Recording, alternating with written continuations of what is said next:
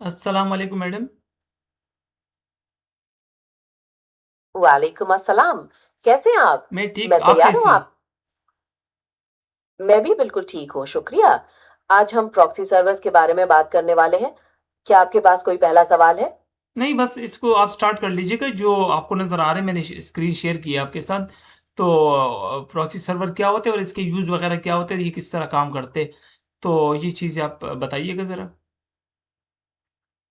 Proxy server एक intermediary होता है क्लाइंट और वेबसाइट के दरमियान। जब आप रिक्वेस्ट भेजते हैं, वो पहले प्रॉक्सी सर्वर पर जाती है और फिर प्रॉक्सी उसे वेबसाइट तक भेजता है। रिस्पॉन्स भी इसी तरह वापस आता है। इससे वेबसाइट को आपका असल आईपी नजर नहीं आता, बल्कि प्रॉक्सी का आईपी नजर आता है। क्या ये बेसिक बात समझ में आई? जी, और बिल्कुल। यूजेस पर बात करें। जी, जी, बताइए। प्रॉक्स प्रॉक्सी सर्वर्स दरअसल फायरवॉल की तरह भी काम करते हैं और नेटवर्क को एक्सटर्नल अटैक से बचा सकते हैं। अगर ऑर्गेनाइजेशन के पास सिर्फ एक पब्लिक आईपी हो, तो प्रॉक्सी की मदद से मल्टीपल कंप्यूटर्स इंटरनेट यूज कर सकते हैं। अनोनिमस ब्राउजिंग में भी मदद मिलती है, जैसा हमने डिस्कस किया। और कंटेंट फिल्टरिंग के लिए भी यूज होते हैं, जैसे एड्स ब्लॉक करना या सर्टेन वेबसाइट्स को रिस्ट्रिक्ट करना। क्या इन पॉइंट्स में से किसी पर मजीद क्लैरिफिकेशन चाहिए? जी, मेरा सवाल ये था मैडम कि क्या ये वीपीएन की तरह काम कर रहा होता है? वीपीएन भी तो मेरे ख़्याल से इस तरह सेम काम कर रहा होता है। तो ये मैं ये समझूँ कि वीपीएन की तरह ये काम कर रहा होता है? हाँ, ये काफी हद तक वीपीएन जैसा ही है।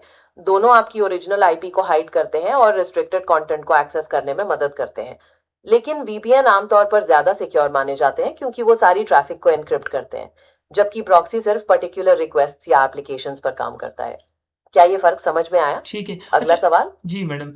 अच्छा, मेरा सवाल ये था कि जिस तरह आपने कहा कि जब यूज़र रिक्वेस्ट कर रहा होता है तो सबसे पहले रिक्वेस्ट इनके पास चली जाती है, प्रॉक्सी सर्वर के पास चली जाती है, एंड देन फिर जो सर्वर होता है या जो भी वेबसाइट वगैरह होती है उसके पास चली जाती है, ये भेज देते हैं आगे। तो ये तो बीच में जो कम्युनिकेशन हो रही है, जितने भी ट्रैफ़िक आ रहे जा रहे, तो ये तो उसको वॉच कर रहा होगा, देख रहा होगा उसको। जी हाँ, ये बिल्कुल सही है। प्रॉक्सी सर्वर बीच में होने की वजह से उस ट्रैफिक को देख सकता है जो क्लाइंट और वेबसाइट के दरमियान चल रही है। इसीलिए हमेशा भरोसेमंद प्रॉक्सीज इस्तेमाल करनी चाहिए। क्या आप अगली बात पे जानना चाहते हैं कि अटैकर्स क्यों प्रॉक्सीज यूज करते हैं? जी, अटैकर क्यों यूज़ करते हैं वैसे प्रॉक्सी? अटैकर्स प्रॉक्सी सर्वर्स इसलिए यूज करते हैं ताकि वो अपनी आइडेंटिटी छुपा सकें, रियल आईपी को हाइड करके ट्रेसिंग मुश्किल बनाएं, और कभी-कभी सिक्योरिटी रिस्ट्रिक्शंस को बाईपास करने के लिए। इससे वो ब्लॉक्ड वेबसाइट्स को भी एक्सेस कर पाते हैं। ये उन्हें अपने इलीगल कामों में मदद करता है। क्या आपको ठीक फ्री है। प्रॉक्सी सर्वर्स के बारे में जानना है? जी बताइए। इंटरनेट पर बहुत से फ्री प्रॉक्सी सर्वर्स मिल जाते हैं। आप गूगल पर सर्च करके ढूंढ सकते हैं। लेकिन याद रखें कि साइबर सिक्योरिटी में हमेशा ऑथराइज्ड और सिक्योर एनवायरनमेंट्स में ही प्रॉक्सी यूज करनी चाहिए। अनऑथराइज्ड एक्सेस या इलीगल काम करना साइबर क्राइम है। क्या आपके पास कोई और सवाल है? मैडम, आपने थोड़ी देर पहले बताया कि हमें देखना है कि मतलब उसके प्रॉक्सी की या वीपीएन की रेपुटेशन वगैरह देख के उसको यूज़ करना है। तो हमें कैसे पता चले कि इसकी क्या रेपुटेशन है?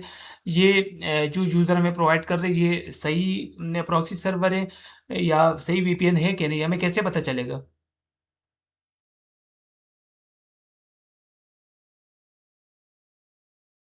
हेलो? हेलो। किसी भी प्रॉक्सी या वीपीएन की रेप्यूटेशन जानने के लिए आप गूगल पर रिव्यूज देख सकते हैं, दूसरे यूजर्स के एक्सपीरियंसेस पढ़ सकते हैं, और टेक फोरम्स या वेबसाइट्स पर उनके बारे में एनालिसिस ढूंढ सकते हैं। इससे आपको ये अंदाजा हो जाएगा कि वो कितनी भरोसेमंद है। क्या आप किसी खास प्रोवाइडर के बारे में जानना चाहते हैं? आप कौन-कौन से प्रोवाइडर है बताइएगा ज़रा? मुझे तो नहीं पता प्रोवाइडर के बारे में। कुछ मशहूर प्रोवाइडर्स में एक्सप्रेस वीपीएन, नॉर्ड वीपीएन और सर्फशार्क वगैरह शामिल हैं। लेकिन ये सब पेड मेंबरशिप के साथ आते हैं। फ्री में भी कुछ हैं, लेकिन वो सिक्योरिटी और स्पीड के लिहाज से ज्यादा भरोसेमंद नहीं होते। क्या तो आप मजीद वैसे डिटेल्स चाहते हैं इन वैसे आप प्रोवाइडर्स कौन-सा के बाद? वैसे आप कौन-सा रिकमेंड करेंगे मैडम? अगर आप सिक्योरिटी और स्पीड को तरजीह देते हैं, तो एक्सप्रेस वीपीएन या नॉर्ड वीपीएन में से किसी एक को चुनना बेहतर होगा। इनकी सर्विसेज काफी रिलायबल हैं और प्राइवेसी का भी ख्याल रखती हैं। लेकिन ये पेड सर्विसेज हैं। क्या आप उनके पैकेजेस के बारे में जानना चाहते हैं? नहीं, पैकेजेस को छोड़ दीजिएगा। अच्छा मैडम, इसके एडवांटेज वैसे एक नॉर्मल यूज़र के लिए क्या क्या हो सकते हैं? नॉर्मल यूजर्स के लिए प्रॉक्सी का एक फायदा यह है कि यह आपकी ऑनलाइन प्राइवेसी को थोड़ा बेहतर बनाता है, क्योंकि आपकी आईपी डायरेक्ट वेबसाइट्स को नजर नहीं आती। इसके अलावा अगर आपके ऑफिस या स्कूल में कुछ वेबसाइट्स ब्लॉक्ड हैं, तो प्रॉक्सी के जरिए आप उन्हें एक्सेस कर सकते हैं। कभी कभी ये इंटरनेट स्पीड भी बेहतर बना सकता है कंटेंट कैशिंग की वजह से।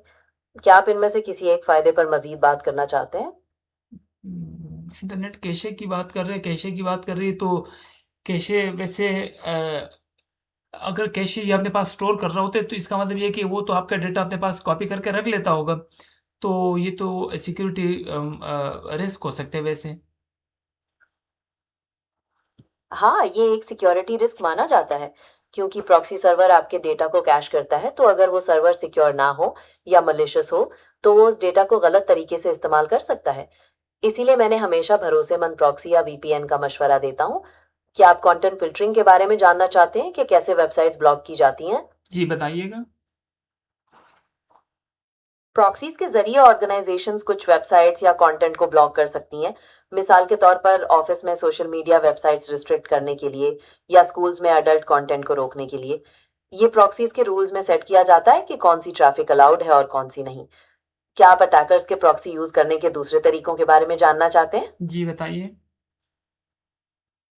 अटैकर्स कभी कभी प्रॉक्सी चेनिंग का इस्तेमाल करते हैं, यानी वो एक नहीं बल्कि काफी प्रॉक्सीज को एक साथ मिलाकर चलाते हैं। इससे उन्हें ट्रेस करना और भी मुश्किल हो जाता है, क्योंकि हर रिक्वेस्ट एक नए प्रॉक्सी के जरिए जाती है। क्या आप फ्री प्रॉक्सी सर्वर्स के बारे में मजीद बात करना चाहते हैं? अच्छा फ्री प्रॉक्सी सर्वर के बारे में बताइएगा और इसको हम लेजिटिमेट यूज़र पर्पस के लिए यूज़ कर सकते हैं या नहीं कर सकते? फ्री प्रॉक्सीज दरअसल इंटरनेट पर मुफ्त में दस्तयाब होती हैं, लेकिन इनके साथ कुछ मसले हो सकते हैं। ये अक्सर स्लो होती हैं या सिक्योरिटी के लिहाज से भरोसेमंद नहीं होती। लेजिटिमेट पर्पसेस के लिए भी इन्हें इस्तेमाल किया जा सकता है, लेकिन ये ज़ाती डेटा या सेंसिटिव इंफॉर्मेशन वाले कामों के लिए ज़्यादा मुनासिब नहीं है। आप किस तरह के काम के लिए यूज़ करना चाहते हैं? नहीं, वैसे तो मैं सवाल कर रहा हूँ आपसे, मैंने कहा मैं देख लूँ कि इसके यूज़ेस क्या है और इसके एडवांटेज क्या है। बस ये नॉर्मल मेरे ज़हन में सवाल थे तो मैंने कहा आपसे एक सेशन रख लूँ आपके साथ और आपसे पूछ लूँ। ठीक है, मैं समझ गया। आप बस प्रॉक्सीज के यूजर्स और एडवांटेजेस के बारे में जानना चाहते थे, जी, जी। और मैंने कोशिश की। क्या तो क्या आपके ज़हन में कोई और सवाल है अभी, नहीं, या बस इतने डिस्कशन? इतने से सवाल थे बस। Thank you so much madam. कोई बात नहीं, मुझे आपकी मदद करके खुशी हुई। अगर कभी कुछ और पूछना हो तो बेझिझक राब्ता कीजिएगा। अपना ख्याल रखिए। Thank you so much. अल्लाह हाफ़िज़। अल्लाह हाफ़िज़। आपका दिन भी शुभ हो।